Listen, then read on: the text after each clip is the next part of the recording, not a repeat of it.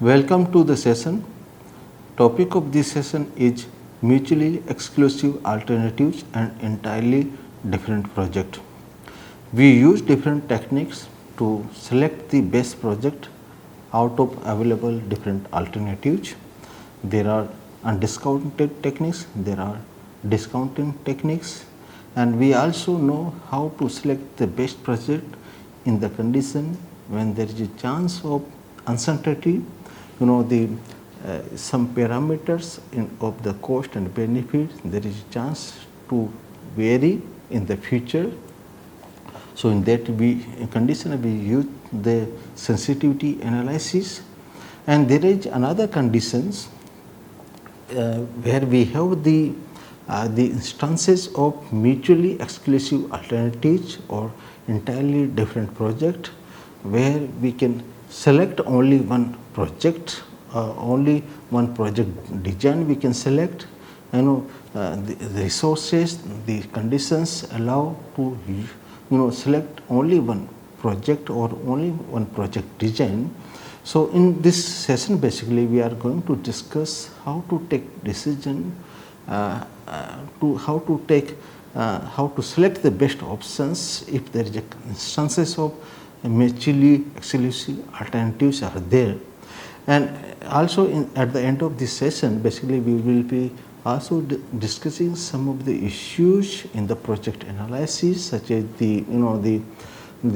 such as the domestic resource cost, and the contingency allowances, the salvage values, all such issues we will be also discussing in this session. Basically sometimes they face the problem of having to choose among the mutually exclusive alternatives.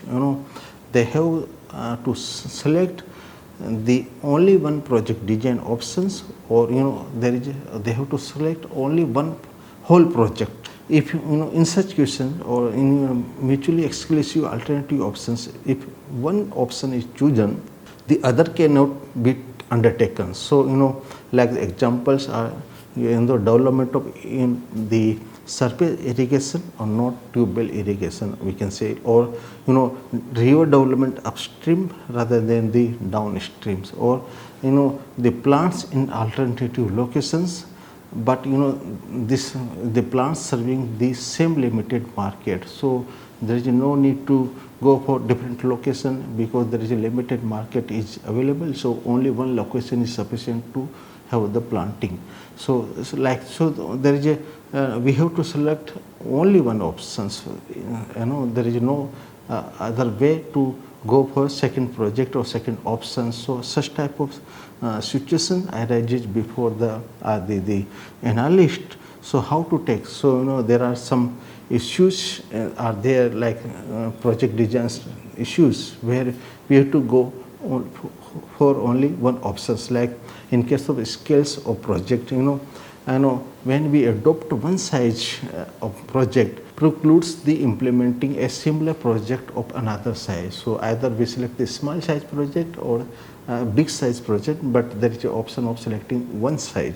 Like in time phasing also, we have this project, same project we have, but that can be taken, but they have different design for project components, different phases we have to go. So, that is that, like our third option or third instances of mutually exclusive arises before us. Project have multi-purpose project, and one project may have one additional purpose of implementing that project. So, such situation arises before the analyst. So, actually here the analyst need to compare mutually exclusive design options. This is the one of the principal reason to undertake economic analysis early in the project cycle. If such situation arises, then we need to undertake this economic analysis of the project, which is in the earliest possible in the project cycle. So, and how to take the decision on which project the measuring techniques should be adopted. So, the most preferred discounted measures of project worth, that is the the net present worth, can be used should be used to take the decisions about the which option or which project is best in the mutually exclusive conditions. And here direct comparison of the internal rate of return, the benefit cost ratio or the net benefit investment ratio can lead to an incorrect investment decisions, because the small size but high paying project may preclude the generating more wealth through a moderately remunerative but larger alternative, because in case of the benefit cost ratio or the internal rate of return, they provide the comparison of benefit and cost, or they provide the rate of return. So if a small project which is having high return, rate of return is high, or which generate more benefit, but total amount the money generated by that project is less, so in that condition that will not give a proper decision. So that's why the net present worth can be used to have a best techniques or discounted measures to measure the project worth or to take the decisions. So sometimes a pair of project at first looks like mutually exclusive project. Sometimes what happens, there are two projects are there, and they looks like they are the alternative to each other, and out of that one can be selected. But sometimes what we found, they are basically a successive phases of development. First we start developing the small project, and then we can go for the larger project. So the small project can be expanded by phases to become a larger alternative, and in such cases there is no analytical problems we found. And to implement a small, or we can say the first phase project does not preempt a larger or secondary project. So if you implement in such a case the small project, it will not preclude the larger project. So both phases can be undertaken with each phases judged by any one of the measure of the project work. So if they are the successive phases, so first we can implement the small project, then we can go for the larger project or second phase of the project. And that's why the net present worth is the preferred criteria to analysis in such a situation to measure the project benefit and cost. But we can also use the internal rate of return after having some manipulation in the techniques of calculating this internal rate of return. Even we can use the net benefit investment ratio basically to take the mutually exclusive project, but in this condition basically we need to have ratio of all the projects which know in advance. So but that is not practically feasible, so it is almost impractical to calculate the net benefit investment ratio. So we can use the net present worth, that is the preferred criterion, and we can also use the internal rate of return, but we need to have some alteration in the calculation. So if you want to use this internal rate of return criteria, the cash flow of the smaller alternatives is subtracted year by year from the cash flow of the larger alternative. If there is two projects are there, one is the small size, another is the large size. So in order to calculate, or in order to use the internal rate of return, basically what we have to do, the cash flow of the smaller alternative should be subtracted from the cash flow of the larger alternative. Then this stream of difference between the smaller larger project minus the smaller project is then discounted to determine the internal rate of return of the stream. This method, basically this internal rate of return, gives the financial or economic rate of return to the additional resources necessary to implement the larger alternative as opposed to the smaller one. If the return is above the cutoff rate, the larger alternative is selected. If the return is below, the smaller project is selected. And there are different examples are there, and there are the different conditions are there where mutually exclusive alternative options arises before the analysis. First is the entirely different alternative projects that are mutually exclusive. Example is the choice between a small irrigation project that preempt a site and a larger one using the same site. The another example of such mutually exclusive alternative is the scale of projects as a variation of mutually exclusive alternative. Viewing a large project as a mutually exclusive alternative to a small version of the same project. So actually we have the projects, so of two projects, one is the small size, another is a large size, and we can use only one. There is options available either to select the small project or to select the large project. Then another mutually exclusive alternative is the timing. Whether it will be better to begin a project right now or whether we should go for implementation of project on some later date. So in fact, basically postponing a project is a mutually exclusive alternative to undertake it immediately. So whether we should go immediate or whether we will go in some future date. The another option of the example of the mutually exclusive alternative is the choice of alternative technologies. Here selection of one technology rule out the the use of the other technology. So we can go or we can select only one technology in a project.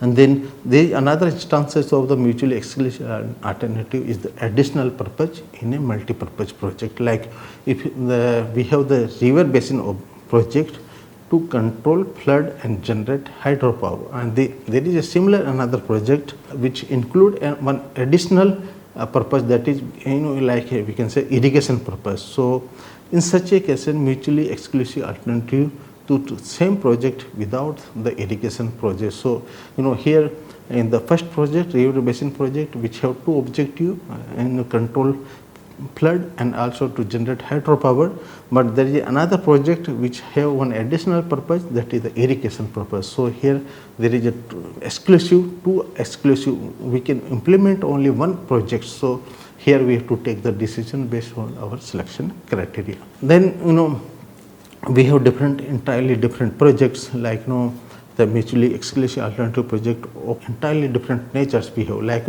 one project we have the small project, but that is give high yield. Then another project we have is the large project, but that is a low yielding project. So here they are the entirely different projects, and we have to select only one project. So at a given location, we may have a choice, either constructing a small irrigation project that is limited to the best land, or we use rather in such condition a simple equipment. And then we have another option of building a considerably large projects that involve a more extensive areas, and that is more costly project, and that include the complicated engineering work. So there are the different options comes with entirely different projects. If the small scheme is built, it preempt this site so that the larger project cannot be built. If you implement a small project, there is no site available for the larger project. In that condition, how to choose among this mutually exclusive alternative of this nature? So here we can select the project using the this net present worth techniques, discounting techniques, and the project having the larger net present worth, we can choose. We are using this discounting techniques by using the suitable opportunity cost of the capital as a discounting rate. And there are different options are there, like we have understood there are exclusive projects, entirely exclusive projects which have different timings. Like we can say as a special case, we have the choice whether to begin a project immediately or we can postpone it.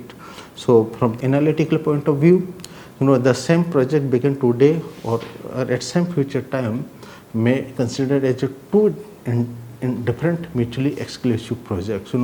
The project which are we have the same project, we can implement today, or we can implement that project in some later date. So we should treat these two projects separate mutually exclusive projects, and then we can select the project project using this net present worth technique.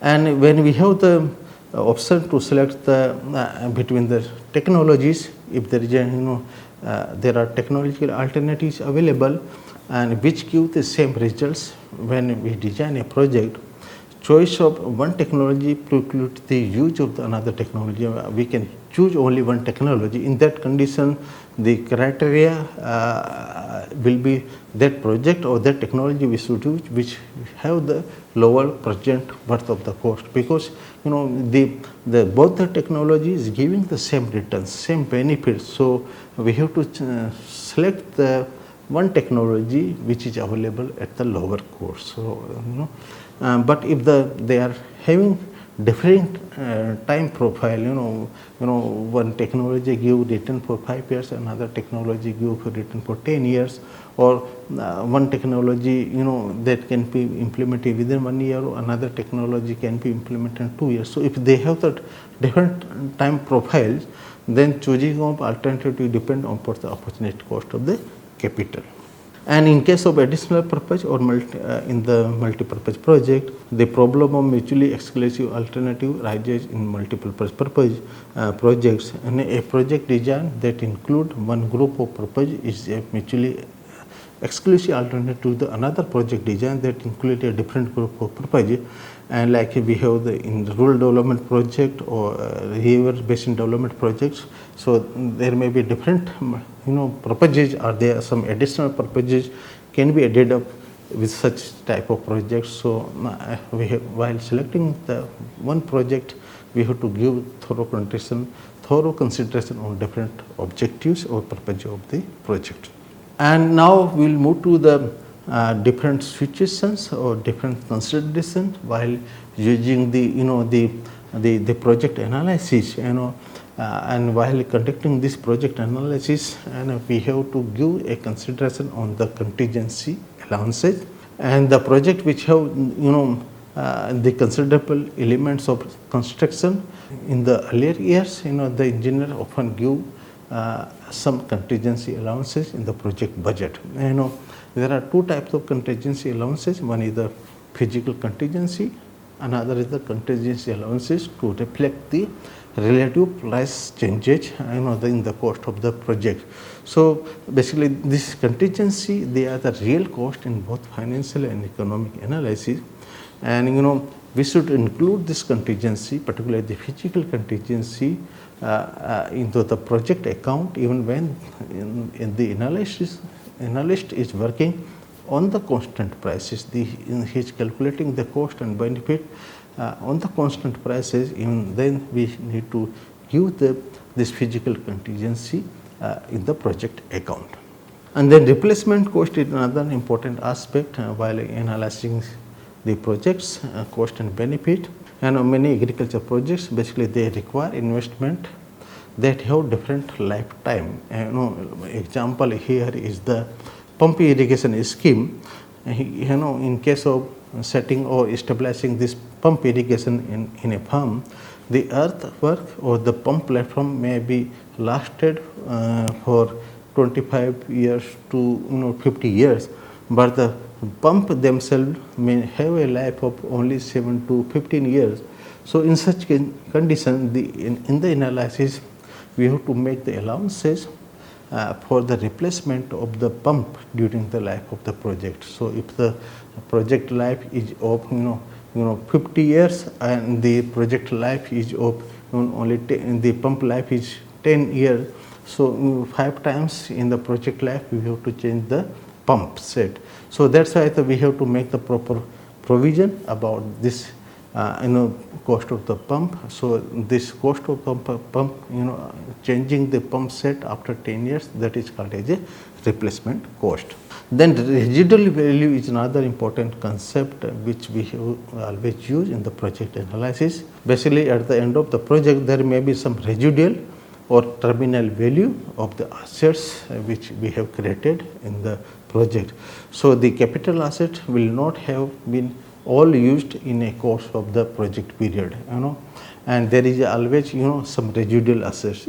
Like example is the we have prepared a farm plan for 5 years, and the pump set is having the life for 10 years. So in the 5 years we cannot use whole value of the pump set because its life is 10 years. So there is some residual value is there in the pump set. So that residual value of the pump set we have to include in the project analysis. So we have to treat the residual value of the any capital item, say dam or stand of tree, as a project benefit during the last year of